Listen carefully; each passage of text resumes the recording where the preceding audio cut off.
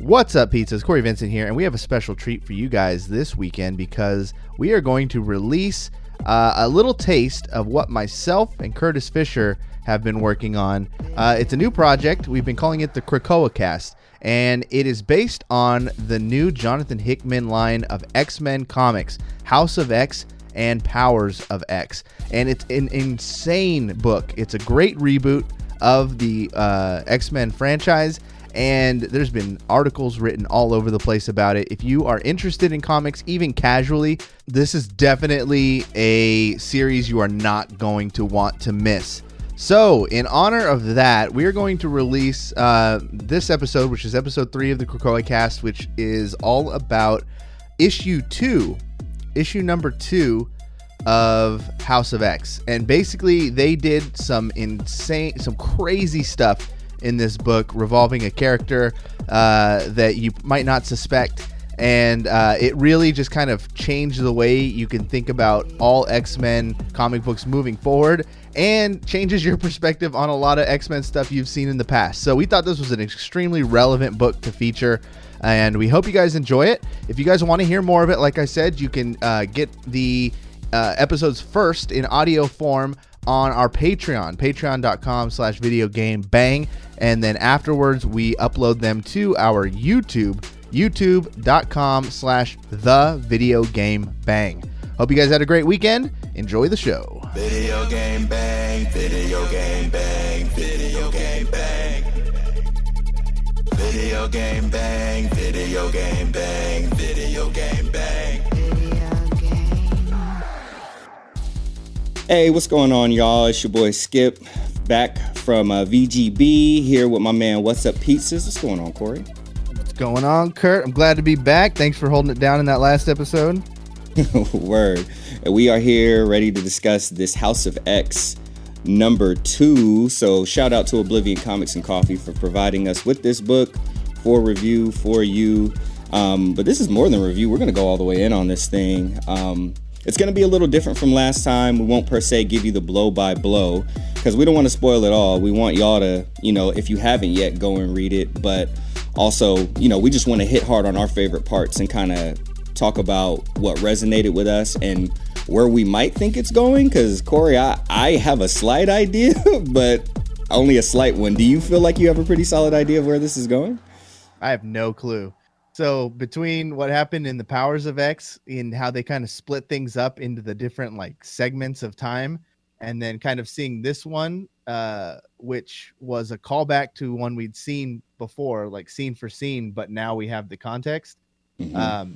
I feel like I have clear direction on the why of what we're seeing, but I have no clue on what this is going to take us to now in the future. But it definitely gave everything in this whole series the explanation I think I needed to see why this is different from things we've seen in the past. Yeah, that makes sense to me, and because some of it kind of similar. I was like, okay, how is this going to tie in, and ultimately what's going to be the result of it and all that other stuff.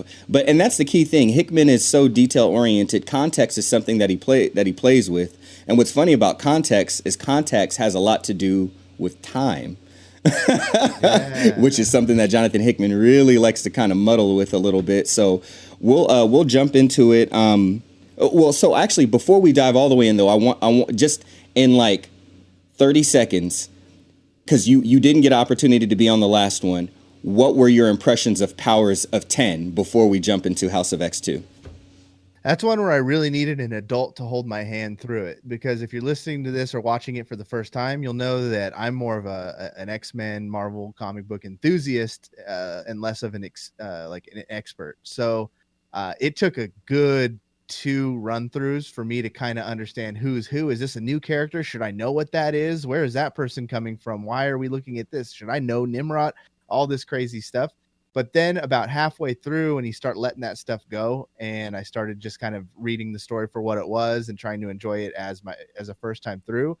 It really paints the picture of who the good guys are, who the bad guys are, and fills in the very beginnings of motivation.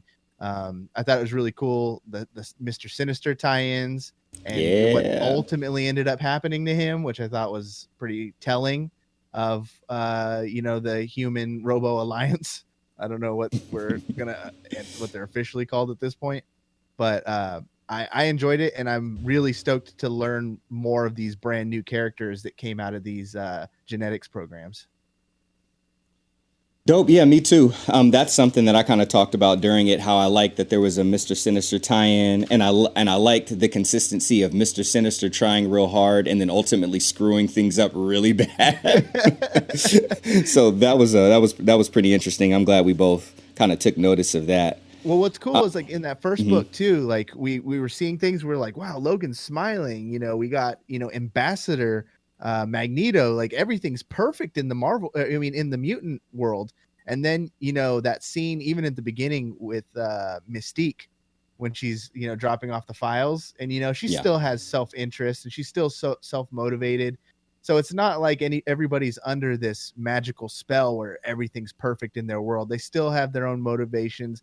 Mr. Sinister's betrayal was another example of that. So while mutants are largely united and people kind of have the things they want, there are still those, who have self-interest in mind and are not necessarily sold out for the cause. I thought that was kind of interesting too. Contrast from book one.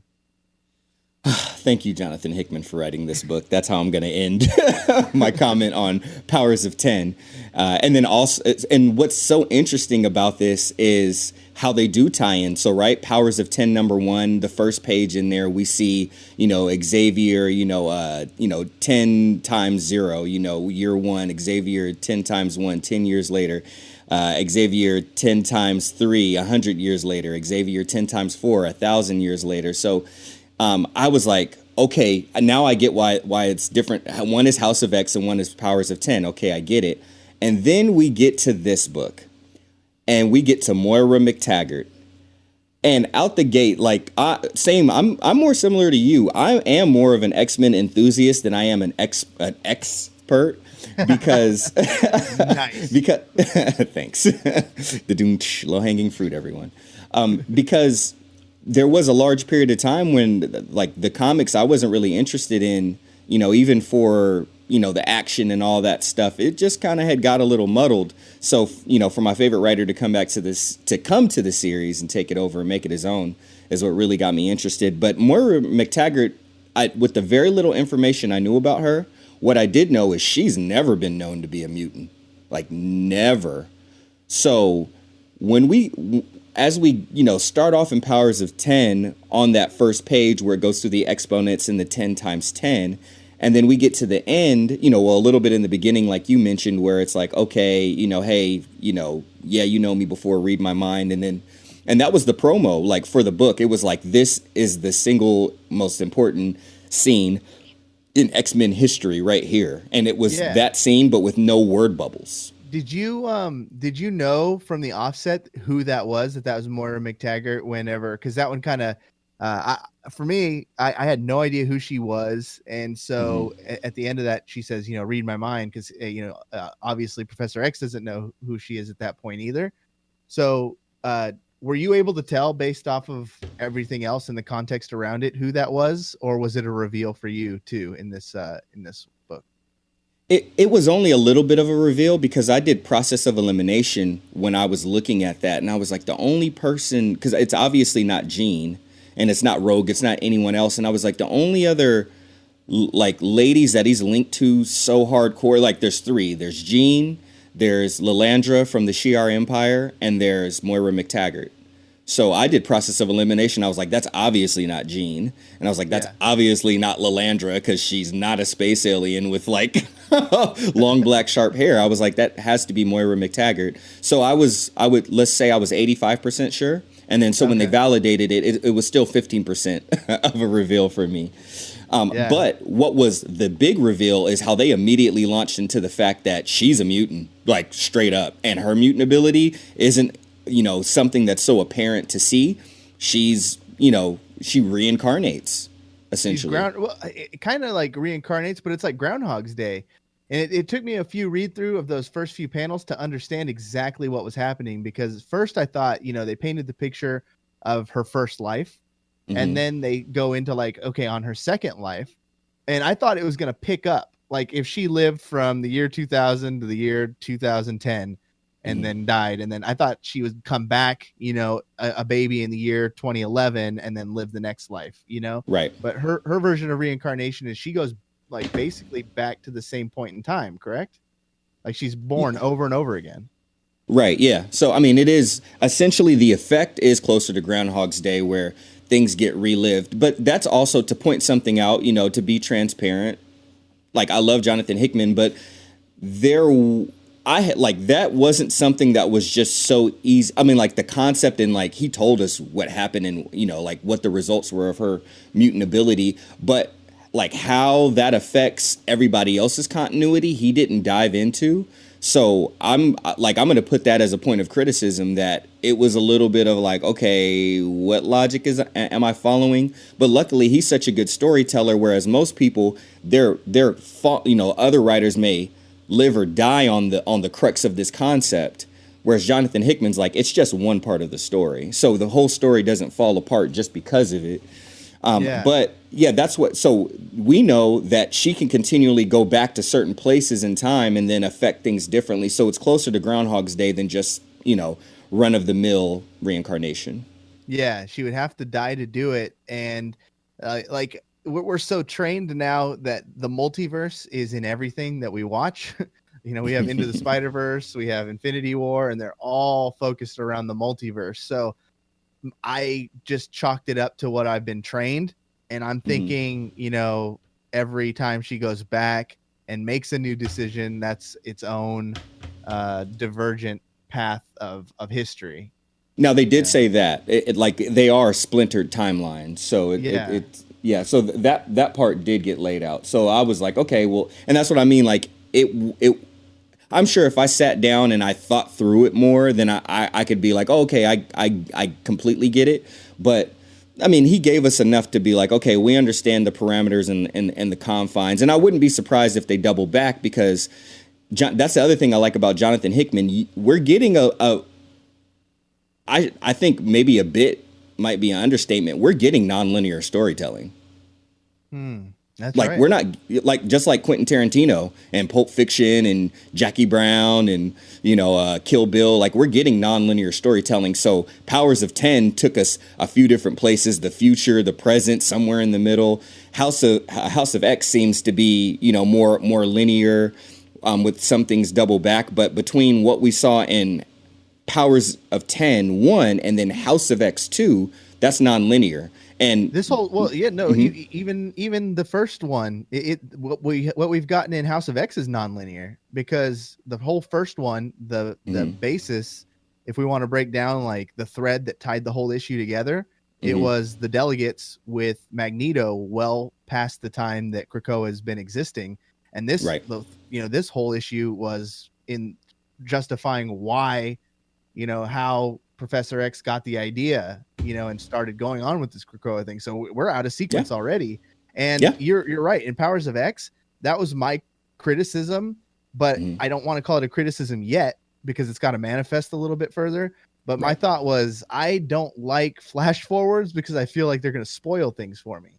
So if I already know how certain things are going to end, and then I know that this, Nimrod is going to have this kind of dominance, and that they kind of basically spelled out what happens after that, so unless this new, well, at least in one splintered storyline, they exactly did. So now with this one, everything you saw in that one could have just been Moira's life number 9 or something, or 12 or 20, like right. So he just cracked this egg wide open, and he has free reign and creativity to do, like we said in the first one, like he basically has a Krakoa version of the Danger Room. They have a pocket version that you can't go to. They have a Krakoa cancer that you can use, and they have black mind telepathy, and so that you can't read. Yeah. So I think we're still just opening the Lego box and dumping them onto the floor. Everything we've seen so far is still like, we think it's big revelations, but this is probably all going to play into a much bigger timeline, because we're on 2 of 6, so we're still getting fed the basics. And I will confirm, like, just knowing how Jonathan Hickman writes, I'll confirm that to you as someone who his most recent biggest ongoing ensemble book is East of West, which is my favorite comic book, and Nick Dragata is my favorite writer. I mean, my favorite artist, and Jonathan Hickman's my favorite writer, as I repeat, because he is. But like, I can tell you some of these same tropes and concepts he's used over there, not in the exact same way, but right when you think you know something and you think you know how it's going to end, he always turns it on its ear and flips it another way. And that's the fun thing about his toy box. Jonathan Hickman's toy box is kind of like, you remember Men in Black and that cat that had like the thing on it, you know, like they were looking for a galaxy, and the whole time it was that tiny little marble on the cat's necklace. Yeah, that was the whole galaxy. That's what Jonathan Hickman's toy box is like. It's like a tiny car. It looks like it's so small, but then like 24 clowns walk out of it, because he knows how to like pack things in, but still respect the space that he has to work in and that we have to read in. So that's what we get such quality stuff like this. I gotta say too, like the article, like I started, I was a little late to get this one. So I put in Oblivion is amazing. If you want to start picking up this comic, call your comic shop like now and get on the list, because like this book is already overselling what they expected. So if you sign up for your local comic shop now, they might not get you on the list and your comic shipped out for like an issue or two. And that's what I ended up getting caught in. I put in my reserve too late. I got lucky at the first one. I found it at just a rando comic shop in my area. And I thought, you know, and that's how I got Powers too, while I was waiting for my Oblivion to come through. And I needed to do it one more time for 2, but it was so good. And it's picking up even more momentum as we go through. Every comic shop in my area was sold out. I was calling Barnes and Noble. I was trying to find it on Amazon, and Amazon wanted $18. And like, it's a sick book. So I finally broke down and bought my first digital comic. I downloaded the Marvel app, used the little guided iTunes view. Money. Did you use guided view where you only see one panel at a time? I did. I love that. Look at that.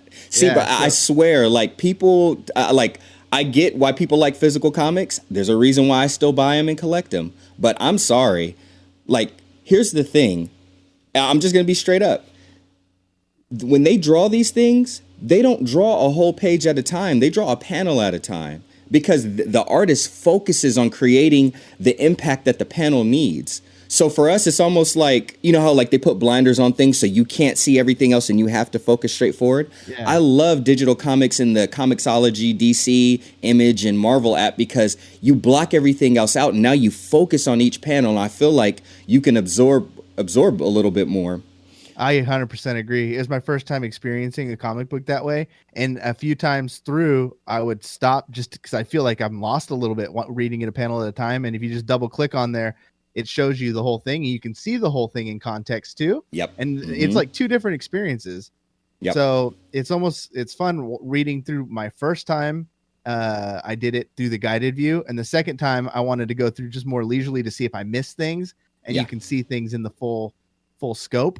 But reading it one panel at a time was amazing. Like, Now, what were you saying?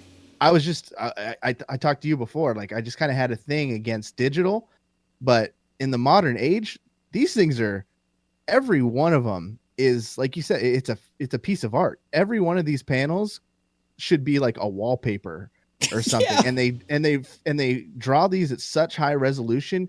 You could zoom in on the smallest of details. Yeah, you can just get everything. Like, look at the facial expression on this thing. No, like, that's incredible. It's amazing. And you're viewing that on a retina display, which is beyond high definition. Yeah. So it's just really cool. You can appreciate the art in just even a different way. I still really want to go find X-Men 2, and I hope I could find a first edition just so I could have the full collection. But, you know, just to read up and for the purposes of the show and everything, I'm never gonna, you know, turn an side eye towards anybody reading digital, because it's the new way to read this stuff. It's cool. It's comics superior, just like these mutants are Homo sapiens superior. I've ascended. You've ascended. Yeah. Cory times 4. Here we go, 1,000 years from now. But what's funny is that this is topical. I'm going to keep it on the digital comics for a second because one of these issues, and it might be towards the end or maybe the middle of the road of this series, but I want to go back because I don't know when you bought the comic. I don't know if you got the director's cut or not. But when you get the digital version, you can opt to get the director's cut, and with the director's cut, it has Jonathan Hickman's script in it.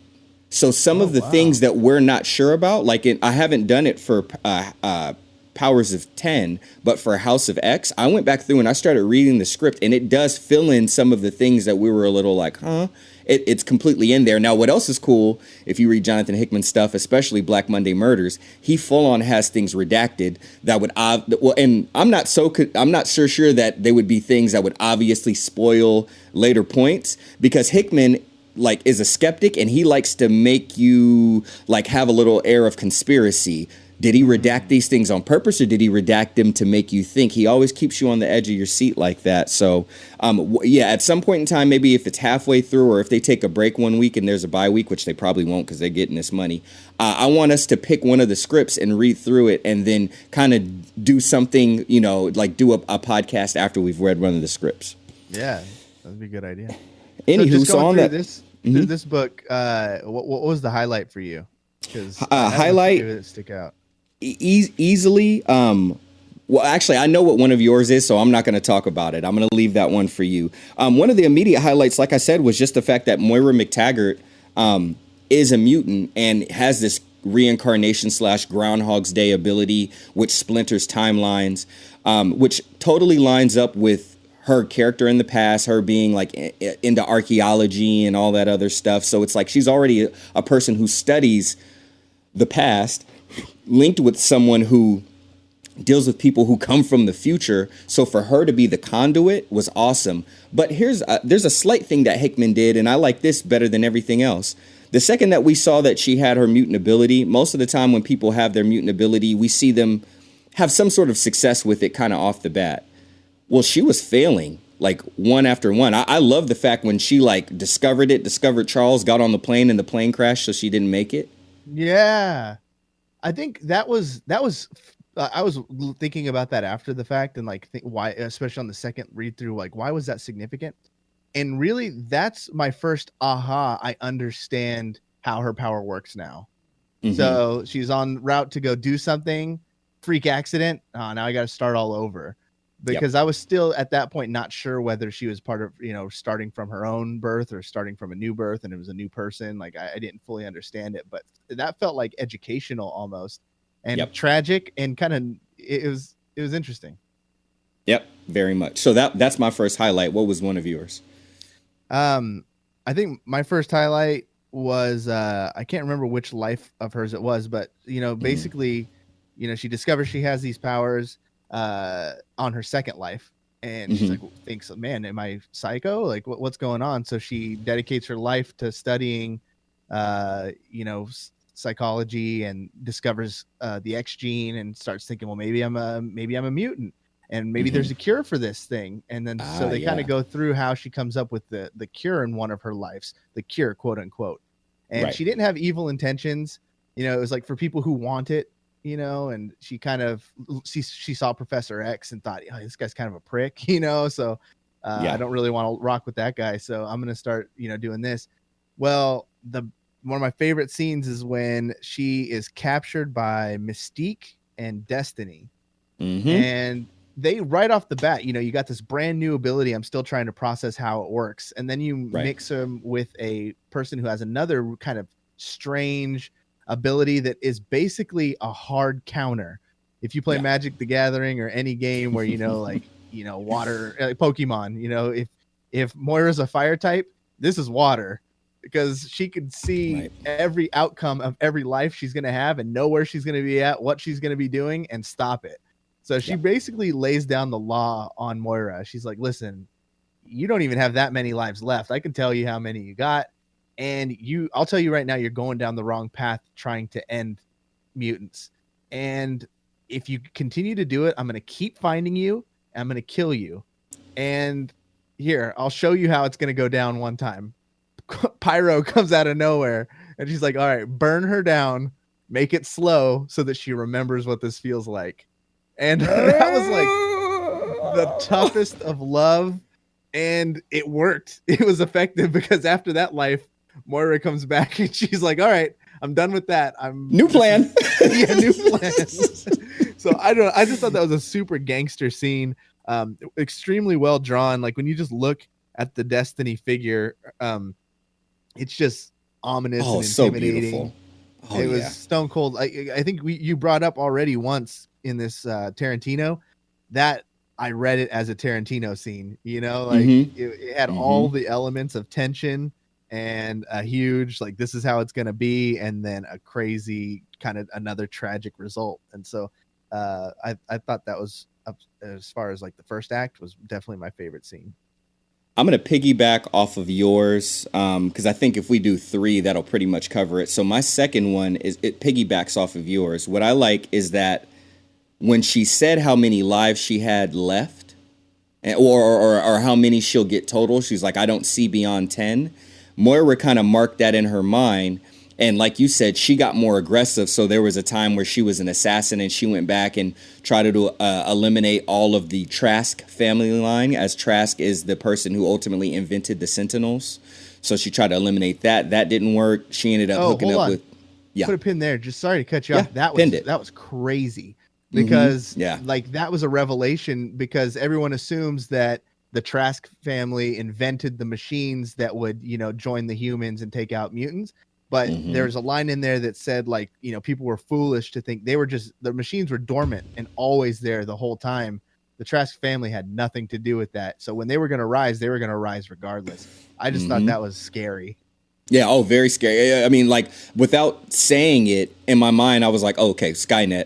Next. Yeah. You know what I mean? Like, 100%. So and Hickman is so good at playing off of those things, but even throughout all that and the different lifestyle she had and how she got more and more desperate, ultimately, like I said, you know, in one life, in one of her lives, she hooked up with Magneto, and I don't mean in the intimate context. I mean, like, teamed up with Magneto to see if he could serve it through. And that had probably my favorite panel in it, with all of the, like, Avengers and X-Men leaping at Magneto, trying to stop him. That was, like, a really, really good panel.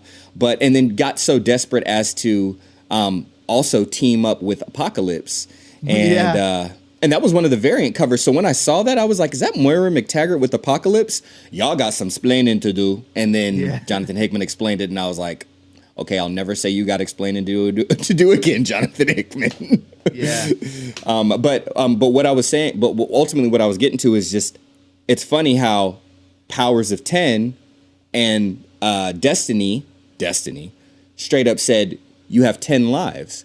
And there's no way for them to know or not. But right now, in the context of her finally approaching Professor Xavier, Charles Xavier, like this, it seems like she's on her 10th. Yeah. Which is the last one. And it's kind of like almost going back to, you see her become more and more extreme.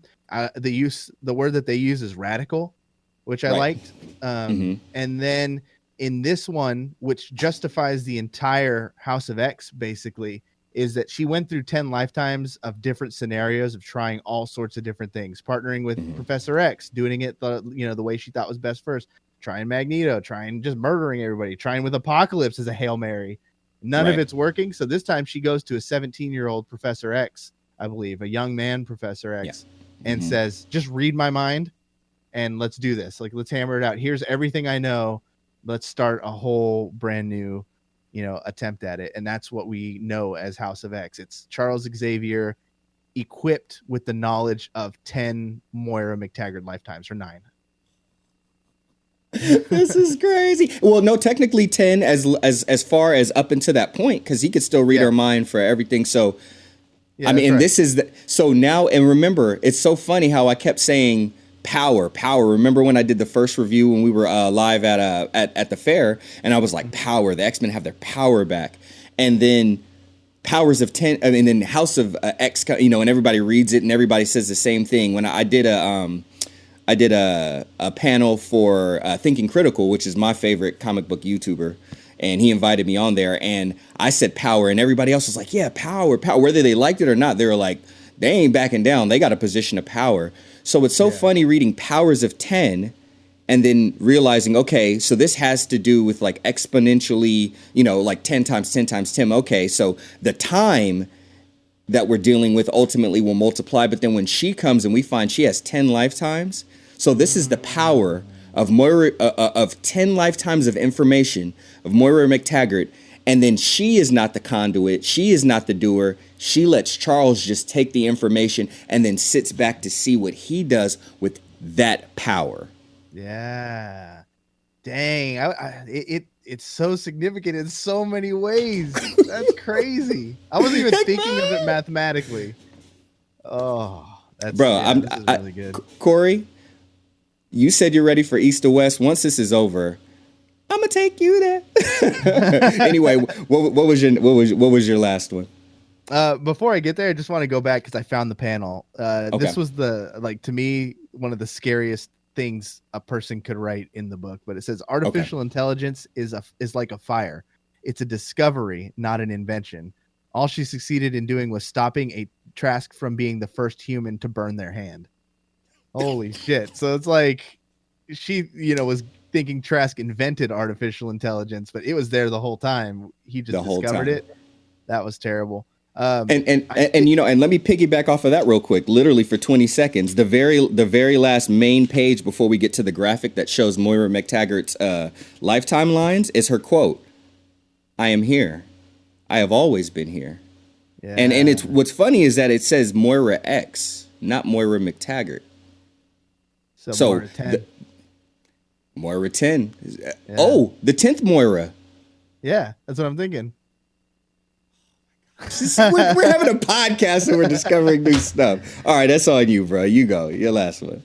I think my last part, because I think for me we covered all the story beats, but I just really loved the montage of seeing the lives and seeing artwork and things that we've seen in past panels and books, like with new information and light, like when they called when they were kind of going through the different phases of xmen, and they did like through the gifted years and had all the old school costumes, and then through the time of hate and fear with like the old comic book, like I think the good years for me, and then through the lost decade and had all of the when they all got infected with the Phoenix Force in the X-Men versus Avengers comic line. And then even just going through and seeing like all the Avengers pop up through a panel, which was that like a nod to the Ultimate Universe when House of M, or was I believe it was, because that's kind of the biggest store. Like I'm thinking because the other thing that links it, someone else, I think it was Sergeant Batts brought this up in the Thinking Critical panel, is that the lettering ties to the Ultimate Universe. So I think along with the lettering, that is another kind of nod to the Ultimate Universe. And I think since she's lived so many lifetimes and since they splinter, I think one of the ones she lived through was an Ultimate Universe timeline. Yeah, that's what I kind of got the vibe for, because she says I went and I pleaded to Magneto, and Magneto was raged. And then the very next panel, it shows him like dropping bombs on the White House, and then you see like Thor and Hulk and Spider-Man all fighting Magneto. And the only time that I was able to remember that as being like a pretty big significant storyline was that Ultimate Universe. And then of course you get to see the amazing panels of Apocalypse fighting Nimrod, and what do they call it, the Endless War or something like that. So I think just the artwork and just the things you get to see drawn out in that last part was my favorite. Absolutely, I agree. Like what you touched on, that was my favorite panel, when everybody was going towards Magneto and he had those two ballistic missiles, hurling down. It was incredible, man. But this is only House of X 2, number 2. We still have 4 more of these and 5 more of Powers of 10. So Corey, to cap it off, where do you see this? Where do you see this going? So I honestly don't know. We're now in between so many different timelines, and I guess more information on how we got to Krakoa. Like, I want to know what happened immediately after Professor X learned, Moira 10's information. Mm-hmm. So I want to see the light switch moment or more of his rationale between what Magneto said in issue 1, because we haven't really gone back to that motivation yet, where he says you have the new gods, or you have new gods now.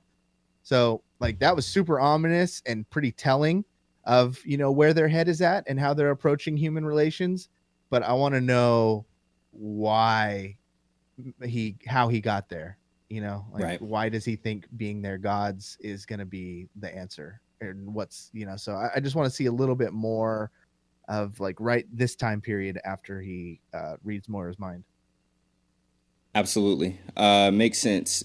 Where I see it going, I feel like I had more of a clue immediately after I read it. The only thing that kind of makes sense to me,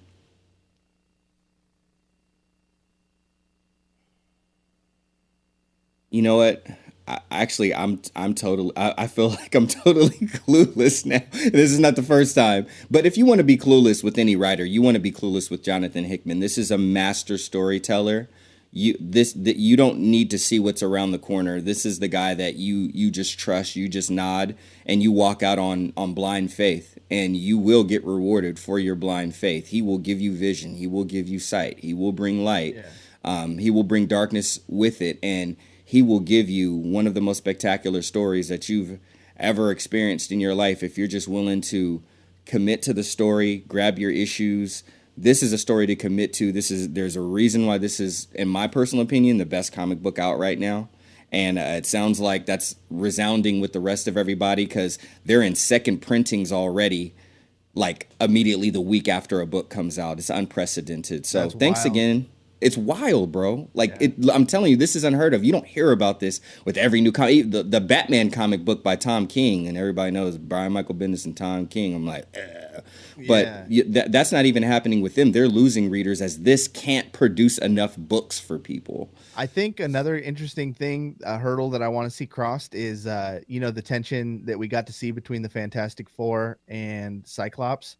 I want to see that manifest a little bit more, because this still does take place in the larger Marvel continuity, obviously. So we do have guys like Thor and Captain America and Nick Fury and all these dudes out there who, when this story, is bubbling up and getting huge, these guys are going to have a say in all this too. And like, is Captain America going to kneel to the god of Xavier? Like, I highly doubt it, so I don't want to see this become necessarily an Avengers thing and crossover with everybody, but I'm curious to see.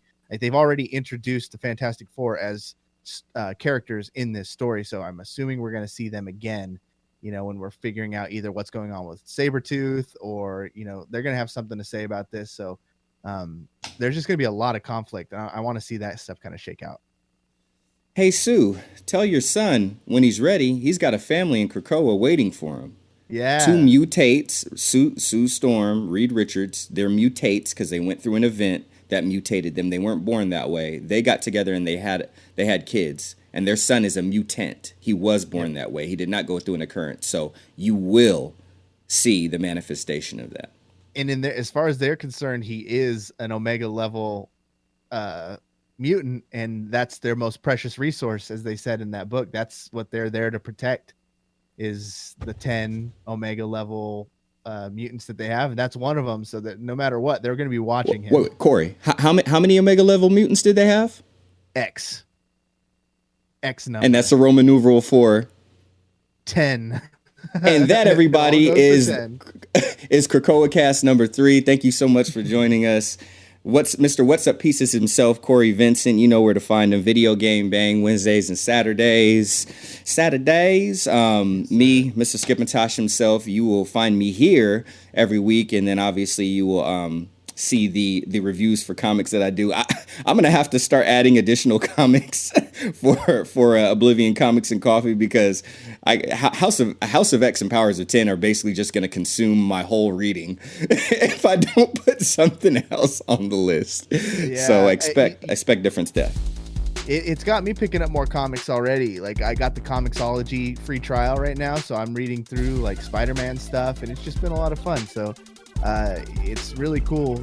You know, I'm hoping that I'm just one of, you know, hopefully thousands that are, you know, getting back into comics and kind of reigniting that passion, because, you know, they have been kind of, you know, lackluster. In, you know, you don't get a series like this all the time, and so it's been incredibly fun. I look forward to Wednesdays now like I would look forward to Game of Thrones coming up on Sunday. Like, I cannot wait to get to the comic shop to grab this fucking book, and I've never felt that way about a comic book before. You said Game of Thrones?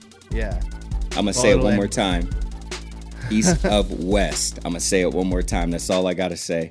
All right, y'all, we gotta wrap it up. Thanks so much for joining us again. Check out Video Game Bang, videogame_bang on Twitch, and we'll have more stuff for you coming out there. Oh, and check me playing Marvel Ultimate Alliance Black Order there too, because I played a little bit the other night, just a quick stream, and I'll be playing more because I just got my new 8-bit Do controller, so I'll definitely be playing more. You got the new one. You know I did.